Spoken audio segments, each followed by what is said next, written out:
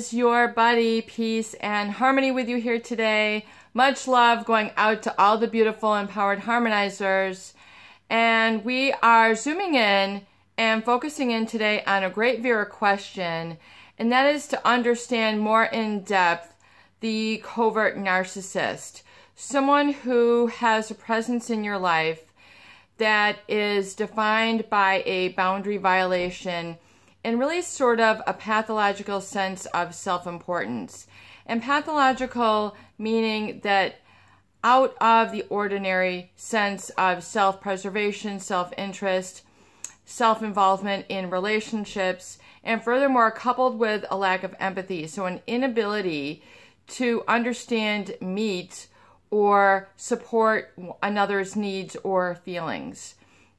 This is typified oftentimes by a dismissive attitude, a minimization, or a sort of rationalization that your needs are irrational.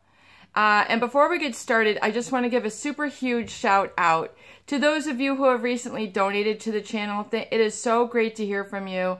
Thank you so much for your contributions, your kind words, and your donations, and basically helping to keep the content flowing, keeping the lights on, so to speak.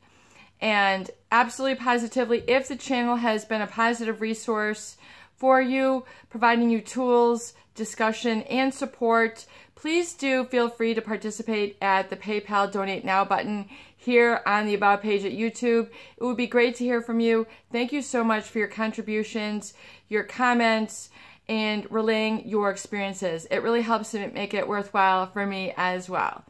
So really, I want to dive in a little bit more in depth in terms of understanding the dynamic of the covert narcissist, particularly that of withdrawing or withholding of support, of attention, of validation, of recognition, particularly when it comes to an unhealthy violation of boundaries. It's not an overt or sort of a easily recognizable sort of stepping on your toes. It is more of a withholding violation of your boundaries. So it's basically a subtle form of disrespect. This is typified by a lack of empathy, especially that of being very dismissive or minimizing, or furthermore, stating that your needs are irrational. So basically rationalizing that your needs are unfounded, that they don't really make any sense, that they're not going to be attended to. And this can be done on a very subtle microcosmic level, and especially that of a physical presence, a sort of physical attention, eye contact, being an active listener, sort of stopping what they're doing to be present for you.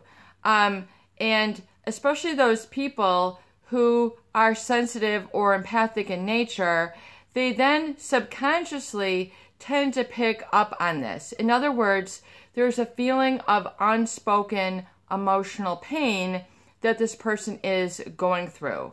So there's an awareness or sensing that basically you're on the right track by dismissing your needs. You're on the right track by focusing and attending to their pain, particularly that of